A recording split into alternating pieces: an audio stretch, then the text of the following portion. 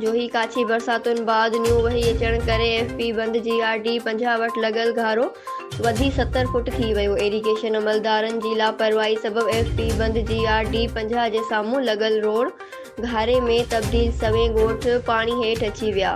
बचाव बंद लॻल 70 फुट घारे यूसी सावणो ऐं यूसी कमाल खान जे 50 ॻोठनि मौलवी नूर मोहम्मद रोदनाणे, सुलेमान फ़कीर खोसो, पोटू रोदनाणे, मोहम्मद खान रोदनाणे, मोहब्बत रोदनाणे, कमाल रोदनाणे, धनी बख्श रोदनाणे, सिद्दीक रोदनाणे, मोहम्मद सिद्दीक रोदनाणे, मिलियो फ़कीर रोदनाणे, लुत्फ़ रोदनाणे, नंदू जमाली, अली जमाली, कबू जमाली ऐं ॿियनि खे ॿोड़े छॾियो आहे। इरिगेशन अमलदारनि जी लापरवाही सबबि एफपी बंद जीआरडी 50 जे साम्हूं लॻल घारो बंदि करण ऐं मुकमल नाकाम। ओभर पासे खां आबाद सवें ॻोठनि घारे पवण बाद मथां इलाइक़नि ॾांहुं लॾपलाण जारी। एफपी बंद जे घारे पवण बाद पाणी हेठाहीं वारनि ॻोठनि ॾांहुं तेज़ी सां वधण लॻो। हेठाहीं वारा सवें ॻोठ खे घेरे हेठि अची विया। ज़िले इंतिज़ामिया इरिगेशन समेत लाॻापियल ऑफिसरनि पंहिंजा नंबर बंदि करे छॾिया। आकाश गाधी, सिंध एक्सप्रेस न्यूज़, जोही।